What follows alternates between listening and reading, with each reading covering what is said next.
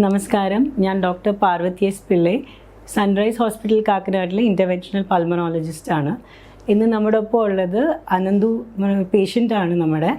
Ananthu last week ഇവിടെ doctor Nasar Yusuf thoracic സർജൻ്റെ അടിയിൽ ഒരു മേജർ തൊറാസിക് സർജറി കഴിഞ്ഞ പേഷ്യൻ്റാണ്. നമ്മുടെ അടുത്ത് അനന്തു വരുമ്പോൾ ഓൾമോസ്റ്റ് 2 months കാനഡയിൽ നിന്ന് ട്രീറ്റ്മെൻറ്റ് എടുത്തിട്ടാണ് വരുന്നത്. ബട്ട് അവിടുത്തെ ട്രീറ്റ്മെൻറ്റ് കഴിഞ്ഞിട്ടും സിംറ്റംസിന് ഒട്ടും വ്യത്യാസമില്ലാണ്ട് വളരെ ക്രോണിക് ആയിട്ടുള്ള ഒരു ലെഫ്റ്റ് സൈഡ് ചെസ്റ്റ് പെയിൻ ആയിട്ടാണ് നമ്മുടെ അടുത്ത് വരുന്നത്. അപ്പം നമുക്ക് അനന്തുവിനോട് തന്നെ ഡീറ്റെയിൽസ് ചോദിക്കാം. നമസ്കാരം, എൻ്റെ പേര് അനന്ത് കൃഷ്ണ. ഞാനൊരു സ്റ്റുഡൻ്റ് ആയിരുന്നു കാനഡയിൽ. അപ്പം എനിക്ക് സെപ്റ്റംബർ ഒരു 12-13 തൊട്ട് എനിക്ക് ബാക്ക് പെയിൻ ആയിരുന്നു ഫസ്റ്റ് വന്നു തുടങ്ങിയത്. ഞാനിപ്പോൾ ഈ ബാക്ക് പെയിൻ കാണിക്കാൻ ഒരു ക്ലിനിക്കിൽ പോയി. അപ്പോൾ അവരും ബാക്ക് പെയിൻ ആണെന്ന് പറഞ്ഞിട്ട് എനിക്ക് ബാക്ക് പെയിൻ്റെ 2 മെഡിസിൻസ് എഴുതി തരുമായിരുന്നു. പക്ഷെ അത് കഴിച്ചിട്ടും മാറുന്നില്ലായിരുന്നു. പിന്നെ എനിക്ക് കുറച്ച് ശ്വാസം വലിക്കുമ്പോൾ തന്നെ എനിക്ക് ഭയങ്കര ബാക്ക് പെയിൻ ആയിരുന്നു. ഇത് ഉറങ്ങുമ്പോഴൊക്കെ ഭയങ്കര ബുദ്ധിമുട്ടായിരുന്നു, ഭയങ്കര വേദന എടുത്തു തുടങ്ങി. ഞാൻ ഹോസ്പിറ്റലിൽ പോയി അവർ എന്നെ അഡ്മിറ്റ് ചെയ്തു അവിടെ. എന്നിട്ട് എൻ്റെ അടുത്ത് പറഞ്ഞു പ്ലൂറൽ എഫ്യൂഷൻ എന്ന് പറഞ്ഞൊരു അസുഖമാണ് ഉള്ളത്. അപ്പോൾ അതിനെ ട്രീറ്റ് ചെയ്യാൻ അവർ ആദ്യം പറഞ്ഞു ചെസ്റ്റ് ട്യൂബ് ഇടണം എന്ന്. പക്ഷെ അവരൊരു 10 days ജസ്റ്റ് അവിടെ അഡ്മിറ്റ് ചെയ്തു, വേറെ ഒന്നും ചെയ്തില്ല, ജസ്റ്റ് ആൻറ്റിബയോട്ടിക്സ് തന്നു. എന്നിട്ടും ആൻറ്റിബയോട്ടിക്സിനൊന്നും പോകുന്നില്ല എന്ന് കണ്ടപ്പോൾ അവരൊരു ചെസ്റ്റ് ട്യൂബ് ഇട്ടു. ഓൾമോസ്റ്റ് 1 month ഞാൻ ഈ ട്യൂബിലായിരുന്നു. ചെസ്റ്റ് ട്യൂബ് ഇട്ട് കിടത്തി തിക്ക് പസ് ബ്രേക്ക് ഡൗൺ ചെയ്യാനാന്നൊക്കെ പറഞ്ഞിട്ട് അവർ കുറേ മെഡിസിൻസ് അകത്തോട്ട് ഇഞ്ചെക്ട് ചെയ്തിട്ടും വലിയ ഗുണമൊന്നും ഉണ്ടായില്ല. ഓൾമോസ്റ്റ് 30 days കഴിഞ്ഞിട്ട് അവരെന്നെ ഡിസ്ചാർജ് ചെയ്തു. അവർ പറഞ്ഞത് ഇനി 14 days ആൻറ്റിബയോട്ടിക്സും കൂടെ കഴിച്ചു കഴിഞ്ഞാലല്ലോ ഓക്കെ ആവുമെന്ന് പറഞ്ഞാൽ വിട്ടത്. അപ്പോൾ അവിടെ നിന്ന് ഇറങ്ങി ഞാൻ വീട്ടിൽ വന്നു. 14 days ആൻറ്റിബയോട്ടിക് കഴിച്ചിട്ടും എനിക്ക് ബ്രീത്ത് എടുക്കുമ്പോൾ എനിക്ക് ലെഫ്റ്റ് സൈഡിൽ പെയിൻ പോലെയും ശ്വാസം വലിക്കാൻ ബുദ്ധിമുട്ടുമൊക്കെ ആയിരുന്നു. അപ്പോൾ വലിയ ഗുണം കണ്ടില്ല ഞാൻ. അതുകൊണ്ട് ഞാൻ പിന്നെ ഇന്ത്യയിലേക്ക് തിരിച്ചു വന്നു. ബേസിക്കലി ഇത് നമ്മുടെ ലങ്സിൻ്റെ പുറത്തുള്ള ഗ്യാപ്പിൽ ഫ്ലൂയിഡ് കളക്ട് ആവണയാണ് പ്ലൂറൽ എഫ്യൂഷൻ എന്ന് പറഞ്ഞാൽ. സോ അതിൻ്റെ ട്രീറ്റ്മെൻറ്റ് ഭാഗമായിട്ടാണ് അനന്തുവിന് അവർ ട്യൂബ് ഇടുകയും പിന്നെ അത് ഭയങ്കര തിക്കായിട്ടുള്ളൊരു പസ് പോലെയായിരുന്നു. സോ അത് അലിയിപ്പിക്കാനാണ് അവർ ഇഞ്ചെക്ഷൻസ് തന്നുകൊണ്ടിരുന്നത്. പക്ഷെ എനിക്കൊന്നും ഓൾമോസ്റ്റ് 40 days ട്യൂബ് ഉണ്ടായിരുന്നു അല്ലേ? ആൻഡ് മൾട്ടിപ്പിൾ എനിക്കൊന്നും ഓൾമോസ്റ്റ് 10 ഇഞ്ചെക്ഷൻസ് ചെയ്തു. 7 cycles ഓഫ് ഇഞ്ചെക്ഷൻസ് ചെയ്തിട്ടും ഒട്ടും തന്നെ റിലീഫ് ഉണ്ടായില്ല. ആ ഫ്ലൂയിഡ് കംപ്ലീറ്റ്ലി ഡ്രെയിനും ആയില്ല. അത് മാത്രമല്ല ലങ്സിന് ചുറ്റുമുള്ള ആ പ്ലൂറ എന്ന് പറഞ്ഞ കവറിങ് ഭയങ്കര തിക്കായിട്ട് പൂർണ്ണമായിട്ട് വികസിക്കാൻ സമ്മതിക്കാത്ത രീതിയിൽ ഒരു ട്രാപ്ഡ് ലങ് പോലെ ആവാണ് ചെയ്തത്. അതുകൊണ്ടാണ് ആ ഒരു പെയിൻ പെർസിസ്റ്റന്റ് ആയിട്ട് ഉണ്ടായിരുന്നത്. നമ്മുടെ അടുത്ത് വരുമ്പോൾ അനന്തുവിന് ഈവൻ ബ്രീത്ത് ചെയ്യുന്ന സമയത്ത് വരെ സിവിയർ പെയിൻ ആയിരുന്നു. ഈവൻ വൈൽ വാക്കിംഗ് ആൻഡ് നടക്കുമ്പോൾ ചെറിയ ശ്വാസം മുട്ടലും ഉണ്ടായിരുന്നു. ഒരുപാട് 2 flights of stairs കയറുമ്പോൾ തന്നെ അല്ലാണ്ട് ഹാർട്ട് റേറ്റ് കൂടുക, പിന്നെ അതുപോലെ കിതപ്പ് വരിക, അങ്ങനെയൊക്കെ ഉണ്ടായിരുന്നു. So then doctor Nasar took him up for surgery. When we opened pleura എന്ന് പറഞ്ഞാൽ വളരെ ഭയങ്കര തിക്കായിട്ടുണ്ട്. ഓൾമോസ്റ്റ് 6 centimeter തിക്നെസ് ഉണ്ടായിരുന്നു. കംപ്ലീറ്റ്ലി വി കുഡ് റിമൂവ് ചെയ്തു and we could make sure lung completely expand ആയെന്ന് മേക്ക് ഷുവർ ചെയ്യാൻ പറ്റി. And now I think symptom wise he's much way better ആണ്. He's able to climb 6 flights of stairs. Surgery കഴിഞ്ഞപ്പോൾ തൊട്ട് എനിക്ക് breathing കുറേ നേരെയാവുകയും കുറേ നടക്കാൻ പറ്റുകയും ഞാൻ എന്നിട്ട് 7 floor ഞാൻ ക്ലൈംബ് ചെയ്തു. അപ്പോഴൊന്നും എനിക്ക് പ്രശ്നമില്ലായിരുന്നു. മുന്നേ 2 floor ക്ലൈംബ് ചെയ്യുമ്പോൾ തന്നെ നല്ല പ്രശ്നമായിരുന്നു. അപ്പോൾ ഇപ്പം എനിക്ക് 7 floor ക്ലൈംബ് ചെയ്യാം. ജസ്റ്റ് 2 days ആ സർജറി ചെയ്ത് കഴിഞ്ഞ അതിൻ്റെ അടുത്ത ദിവസം തൊട്ട് എനിക്ക് പ്രശ്നമില്ലായിരുന്നു. അപ്പോൾ അവിടെ അത്രയും ഒരു 40 days-ഓളം കിടന്നിട്ടും പറ്റാത്ത കാര്യം ഇവിടെ ജസ്റ്റ് 1 day സർജറി കഴിഞ്ഞുകൊണ്ട് തന്നെ പറ്റി. അവർക്കത് അവിടെ ഫിഗർ ഔട്ട് ചെയ്യാൻ പറ്റിയില്ല, ഇത്രയും തിക്കായിട്ടുണ്ടായിരുന്നു എന്നുള്ളത്. അവർ ജസ്റ്റ് ഈ ഫ്ലൂയിഡ് സർജിക്കൽ ഓപ്ഷൻ പോലും ഇല്ല, അവർ പറഞ്ഞിട്ടില്ല, സർജിക്കൽ എന്നൊന്നും പറഞ്ഞിട്ടില്ല. അവർ ജസ്റ്റ് ഈ ഫ്ലൂയിഡ് അകത്തോട്ട് മെഡിസിൻ ഇഞ്ചെക്ട് ചെയ്യണം, അതാണ് മെയിൻ എന്ന് പറഞ്ഞിട്ടുണ്ട്. അനന്തുവിൻ്റെ അമ്മ has also joined us. Madam ഡോക്ടറാണല്ലേ? മാഡം ജസ്റ്റ് ഒന്ന് ഇൻട്രൊഡ്യൂസ് ചെയ്യാമോ? ഞാൻ ഡോക്ടർ പൂർണിമ, ഹെൽത്ത് സർവീസിൽ വർക്ക് ചെയ്യുന്ന അസിസ്റ്റൻറ്റ് സർജനായിട്ട് ആലപ്പുഴ ഡിസ്ട്രിക്റ്റിൽ. അനന്തു ഒരു 2 years ആയി കാനഡയിൽ പോയിട്ട്. അപ്പോൾ ഒരു mid of September അവനൊരു ബാക്ക് പെയിൻ പറഞ്ഞപ്പോൾ നമ്മൾ പറഞ്ഞു ഡോക്ടറെ കാണണം. അപ്പോൾ ബാക്ക് പെയിനുള്ള മരുന്നാണ് കൊടുത്തത്. അനാൾജസിക്സ് കൊടുത്തു ഒരു 3-4 days. അപ്പം കുട്ടി ഇപ്പം ഇത് ചെയ്തുകൊണ്ടിരിക്കുക, ഇൻറ്റേർണൽസ് ചെയ്തുകൊണ്ടിരിക്കുക. അപ്പോൾ ഇൻഷുറൻസ് ഉണ്ടോ എന്നുള്ളൊരു ഡൗട്ട് ഉണ്ടായിരുന്നു. അത് കാരണം ഡീറ്റെയിൽഡ് ഇതിന് പോയില്ല. അത് കഴിഞ്ഞിട്ടൊരു 3rd day he had A fever, ഒരു ചെറിയ പനി ഉണ്ടായിരുന്നു. അത് കഴിഞ്ഞ് പനി കുറഞ്ഞു. പിന്നെ ഒരു ദിവസം നൈറ്റ് വിളിച്ചിട്ട് പറയണം അമ്മ എനിക്കിങ്ങനെ ദേഹം മൊത്തം വേദന, ബ്രീത്ത് ചെയ്യാൻ പറ്റുന്നില്ല എന്ന് പറഞ്ഞു. അപ്പം മോസ്റ്റ് പ്രോബബ്ലി ന്യൂമോണിയ എന്ന് പറഞ്ഞിട്ട് ഇപ്പം തന്നെ പോയി ഹോസ്പിറ്റലിൽ കാണിക്കാൻ പറഞ്ഞു. അങ്ങനെ കാണിച്ചിട്ട് ഒരു 15 hours 16 hours കഴിഞ്ഞിട്ടാണ് ചെന്നപ്പോൾ അവരൊരു എന്തോ മെഡിക്കേഷൻ, പെയിൻ മെഡിക്കേഷൻ കൊടുത്തിട്ട് പിന്നെ വെയിറ്റ് ചെയ്യിച്ച് അഡ്മിഷനാക്കി കഴിഞ്ഞിട്ടും പ്രോബ്ലം ന്യൂമോണിയാണ്, പ്ലൂറൽ എഫ്യൂഷനാണ്, ഇത്രയും കാര്യം പറഞ്ഞു. സിൻസ് നമ്മളൊരു ഏഷ്യൻ ആയതുകൊണ്ടും ഇന്ത്യൻ ആയതുകൊണ്ടും അവർക്ക് TB ആണ് സസ്പെക്ട് ചെയ്തത്. TB സസ്പെക്ട് ചെയ്തതിനൊപ്പം തന്നെ കുട്ടിയെ അവിടെ ഒരു നെഗറ്റീവ് പ്രഷർ എയർബോൺ റൂമിലേക്ക് ഷിഫ്റ്റ് ചെയ്തു. ഒരു 10 days without any tapping. Pleural effusion നമ്മൾ സാധാരണ ടാപ്പ് ചെയ്തിട്ടാണല്ലോ അത് ട്യൂബ് ഇട്ടിട്ട്, ഇതൊന്നും ചെയ്യാതെ ഡിലേയിങ് ദ പ്രൊസീജിയർ. അങ്ങനെ ഒരു 10 days കഴിഞ്ഞു. 10 days എന്ന് പറയുന്നത് ഒരു നരകമായിരുന്നു എൻ്റെ മകനെ സംബന്ധിച്ച്. കാരണം ഒരു ചെറിയ കമ്മോഡ് ചെയർ കൊടുക്കും, ഒരു യൂറിനൽ കൊടുക്കും, not even a wash basin to wash his face or brush his teeth. പല്ല് തേക്കാണ്ട് എൻ്റെ മോൻ 10 ദിവസം ഇരുന്നു. ഈ ഒരു അമ്മ എന്നുള്ള നിലയ്ക്ക് എനിക്കത് ഭയങ്കരമായിട്ട് വിഷമമായി. കാരണം അതൊരു നമ്മുടെ നാട്ടിൽ എവിടെയും ഇതൊന്നും ഇല്ല. ഫ്ലൂയിഡ് ടാപ്പ് ചെയ്യാണ്ട് പിന്നെ അവര് TB സസ്പെക്ട് ചെയ്ത് പിന്നെ TB AFB ചെയ്ത് 10 days കഴിഞ്ഞിട്ടാണ് സ്പ്യൂട്ടം AFB ചെയ്ത് അവനെ മറ്റേ റൂമിലേക്ക് മാത്രം കൊടുക്കുമായിരുന്നു.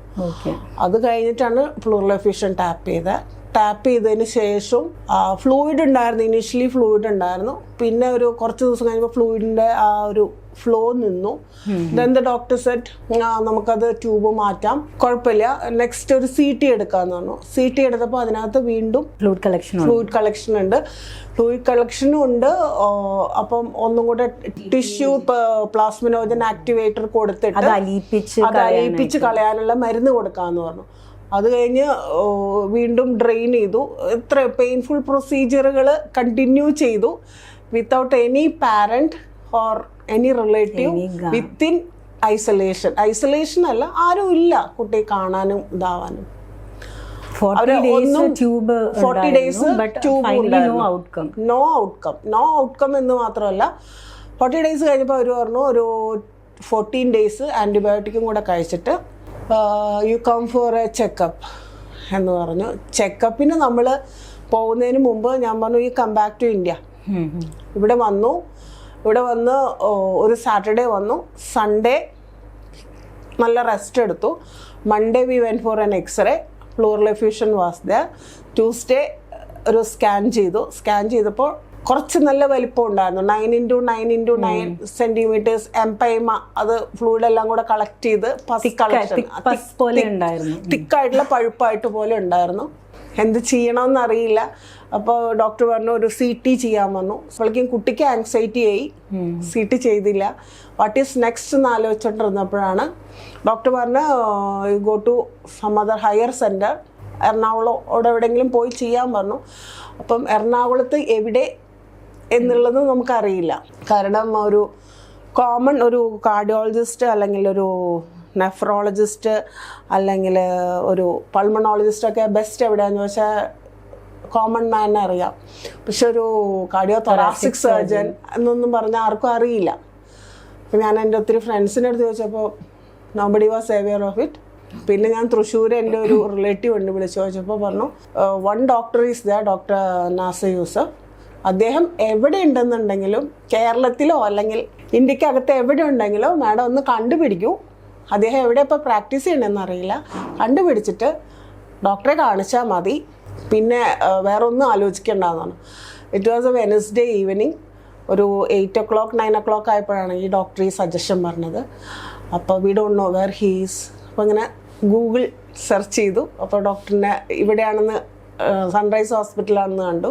ഇവിടെ കോണ്ടാക്ട് ചെയ്തു. രാത്രി 10 മണിയായി. 10 മണിയായപ്പം പറഞ്ഞു ഇനിയിപ്പം ബുക്കിംഗ് ബുദ്ധിമുട്ടായിരിക്കും, ഡോക്ടറിൻ്റെ അസിസ്റ്റൻറ്റ് വിളിക്കുമെന്ന് പറഞ്ഞു. 2-3 പ്രാവശ്യം അസിസ്റ്റൻറ്റിനെ വിളിച്ചപ്പോൾ പറഞ്ഞു സാറിന് നാളെ ബുക്കിംഗ് ഇല്ല, എങ്കിലും എങ്ങനെയും നമുക്ക് ഇത്രയും ഒരു ലോങ് ഹിസ്റ്ററി ഓഫ് അസുഖം ഉള്ളതുകൊണ്ട് കാണിക്കാൻ നോക്കാമെന്ന് പറഞ്ഞ് അസിസ്റ്റൻ്റ് ഇനിഷ്യേറ്റീവ് എടുത്ത് പിറ്റേ ദിവസം കാണിച്ച ഉടനെ സാറ് എല്ലാം CT എല്ലാം ചെയ്തിട്ട് പറഞ്ഞു സർജറി ചെയ്യണം, ഇത്തിരി നല്ല മാസമുണ്ട്, നല്ല വലിപ്പത്തിൽ തന്നെ അത് പസ് അവിടെ കട്ടി കൂടിയിട്ടുണ്ട്.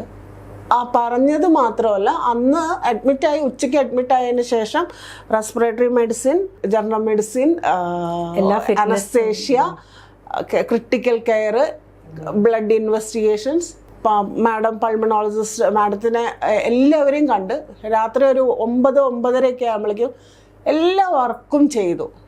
യൂഷ്വലി അങ്ങനെ ഒരു ഹോസ്പിറ്റലിൽ ഞാൻ കണ്ടിട്ടില്ല. അത്രയും ഫാസ്റ്റായിട്ട് എല്ലാ വർക്കപ്പും ചെയ്ത് രാത്രി ഒരു 11 മണിയായപ്പോഴേക്കും patient is fit for surgery എന്നുള്ളൊരവസ്ഥയിലേക്ക് വന്നു. അതുവരെ ഉണ്ടായിരുന്ന എല്ലാ ടെൻഷനും അങ്ങ് മാറി. കാരണം ഭയങ്കര കോൺഫിഡൻസ് തോന്നി. അത് കഴിഞ്ഞിട്ടും കുട്ടി സർജറി കഴിഞ്ഞു. നെക്സ്റ്റ് ഡേ സർജറിയുടെ ടൈമിൽ സാധാരണ നമുക്ക് ഉണ്ടാവുന്ന ഒരു ഇത്, കുട്ടിക്ക് ടെൻഷൻ ഉണ്ടായിരുന്ന പാരൻസിനും ഉണ്ടാകും, സ്വാഭാവികം. എന്നാലും എന്നെ അവിടുന്ന് റെഫർ ചെയ്ത ഡോക്ടറിനെ വാക്കിൽ പിടിച്ചു തന്നു. You are on the safer side. Yes, it was on the safer side. Surgery കഴിഞ്ഞു. നെക്സ്റ്റ് ഡേ തന്നെ അവൻ ഇങ്ങനെ ഊതുന്ന സ്പൈറോമീറ്റർ ഊതി 5,000 ആയി. അതുപോലെ തന്നെ സ്റ്റെപ്സ് ഒക്കെ കയറാൻ തുടങ്ങി. ആൻഡ് നമ്മുടെ ടെൻഷൻ കംപ്ലീറ്റ്ലി റിലീവ്ഡ് ആയി. Thanks to Dr. Nasser Yusuf and Dr. Pavadi and all other staff. We thank each and everyone in Sunrise Hospital. It was an excellent teamwork. Staff nurse, very perfect, very caring. Excellent work ആയിരുന്നു.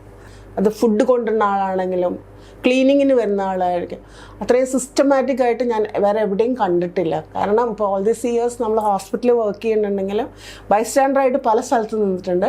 പക്ഷേ ഇത്രയും care വേറെ എവിടെ നിന്നും നമുക്ക് കിട്ടിയിട്ടില്ല. അപ്പം thanks a lot. ഇപ്പം നമ്മൾ സെപ്റ്റംബർ തൊട്ട് ഇപ്പോൾ ഡിസംബർ ഈ ദിവസം വരെ ഉള്ളതിൽ ആ ഡിസംബർ തുടങ്ങിയപ്പോഴാണ് നമുക്കൊരു ടെൻഷൻ ഫ്രീ ആയത്. കാരണം ബയോപ്സി എല്ലാം നെഗറ്റീവാണ്, എല്ലാം വന്നപ്പോൾ വെരി വെരി ഹാപ്പി. അത് ഈ ഹോസ്പിറ്റലിനോടുള്ളതും ഇവിടുത്തെ എല്ലാ സ്റ്റാഫിനോടുള്ള ഗ്രാറ്റിറ്റ്യൂഡ് എങ്ങനെ പറഞ്ഞറിയിക്കണം എന്നറിയില്ല. Made my life very light and easier. Actually, what was not solved in 2 months, ഇവിടെ വന്നൊരു 1 week പീരിയഡിൽ, even post of recovery also. Actually it was a 9-hour long surgery ആയിരുന്നു അനന്തുവിൻ്റെ സർജറി. It was not a easy surgery to go about, but post op recovery ഒക്കെ excellent ആയിരുന്നു. I think next day itself you walked, spirometry almost 5,000 ml പെർഫോമും ചെയ്തു. Recovery was very quick. So അങ്ങനെ വെച്ച് നോക്കുമ്പോൾ 2 മാസത്തിൽ സോൾവ് ആവാത്ത നമുക്കൊരു 1 വീക്കിൽ ഇപ്പം നമുക്ക് ബയോപ്സി റിപ്പോർട്ട്സും വന്നു. Nothing to worry about. Lungs നല്ലോണം എക്സ്പാൻഡ് ആയിട്ടുണ്ട്. So you can return to your normal life. ഒരു വീക്കിൽ തന്നെ അങ്ങനെ ഒരു ക്വിക്ക് റിക്കവറി ഉണ്ടായിരുന്നു നമുക്ക്. ശരിക്കും നമ്മൾ പറയുക, ഒരു സ്ഥലത്ത് പോകുമ്പോൾ ഒരു എവിടെയെങ്കിലും ഒരു ഇപ്പോൾ ഒരു അമ്പലത്തിലോ അല്ലെങ്കിൽ പള്ളിയിൽ പോകുമ്പോൾ ഒരു ആശ്വാസം ഫീൽ ചെയ്യില്ലേ, ആ ഒരു ഫീലാണ് എനിക്കിപ്പോൾ ഇന്ന് തിരിച്ച് സൺറൈസിൽ വന്നപ്പോൾ എവിടെയോ എന്താ പറയുക, ഒരു വിശുദ്ധമായ സ്ഥലത്ത് വന്നൊരു ഫീലാണ്. അത്രയും നല്ല എക്സ്പീരിയൻസ് ആയിരുന്നു. പിന്നെ മോനെ പറ്റിയിട്ടാണെങ്കിലും കൊച്ചു കുട്ടിയെ കൊണ്ട് നടക്കണ പോലെയാണ് എല്ലാവരും അവൻ്റെ അടുത്ത് പെരുമാറുന്നത്. സ്റ്റാഫ് നേഴ്സ് ആണെങ്കിലും മോനെ എന്നൊക്കെ വിളിച്ച്, അതുപോലെ സാറാണെങ്കിലും സാറ് ട്രീറ്റ് ചെയ്യുന്നത് പേഷ്യൻറ്റിനെ മാത്രമല്ല ബൈസ്റ്റാൻഡേഴ്സിനെയും ട്രീറ്റ് ചെയ്യുന്നുണ്ട്. അവൻ്റെ ബ്രദർ വന്നപ്പോൾ ബ്രദറിൻ്റെ അടുത്ത് വരെ കാര്യങ്ങൾ ചോദിച്ച്, അതുപോലെ ഫാമിലി മെമ്പേഴ്സിനെ എല്ലാവരും വിളിച്ച് എന്തിന് റെഫർ ചെയ്ത ഡോക്ടറിന് വരെ ഡീറ്റെയിൽസ് അയച്ചു കൊടുത്ത്. അൺഫോർച്ചുനേറ്റ്ലി സാറിൻ്റെ തിരക്ക് കാരണം he couldn't join us today. I am very glad. ഇത്ര തന്നെ പറയുള്ളത്. ഇപ്പം ഇത് തന്നെ എൻ്റെ ഹസ്ബൻഡിൻ്റെ അടുത്ത് ചോദിച്ചാലും ഇതിലും കൂടുതൽ ഇമോഷണലായിട്ട് അദ്ദേഹത്തിന് ഒരു പക്ഷേ സംസാരിക്കാൻ പറ്റും. ഭയങ്കര ടെൻഷനായിരുന്നു. ടെൻഷൻ എന്ന് പറഞ്ഞാൽ ഒത്തിരി ടെൻഷൻ്റെ ഹൈറ്റിലായിരുന്നു. ശരിയാ, ഞാൻ അനന്തുവിൻ്റെ ഫാദർ ചിരിച്ച് കണ്ടിട്ടില്ല. ഇപ്പോൾ ഇന്ന് ഫോളോ അപ്പിന് വന്നപ്പോഴാണ് ആക്ച്വലി അനന്തുവിൻ്റെ ഫാദർ എല്ലാം ഓക്കെ ആണെന്ന് പറഞ്ഞപ്പോൾ ഇന്നാണ് ആക്ച്വലി അനന്തുവിൻ്റെ ഫാദറിനെ ഒന്ന് ചിരിച്ച് കണ്ടത്. ആക്ച്വലി ആ സർജറിയുടെ ദിവസമൊക്കെ എനിക്ക് ഓർമ്മയുണ്ട്, നല്ല ടെൻഷനായിരുന്നു. സോ എനിവേസ് ഇങ്ങനെ ഒരു എന്താണ് ഒരു ക്രോണിക് കണ്ടീഷൻ ഒരു quick and rapid recovery provide ചെയ്യാൻ പറ്റിയത് തൊറാസിക് സർജൻ ഡോക്ടർ നാസർ യൂസഫിൻ്റെ എക്സെപ്ഷണൽ വർക്ക് കൊണ്ട് മാത്രമാണ്. So we are glad and we wish you all the best for your future, Ananthu.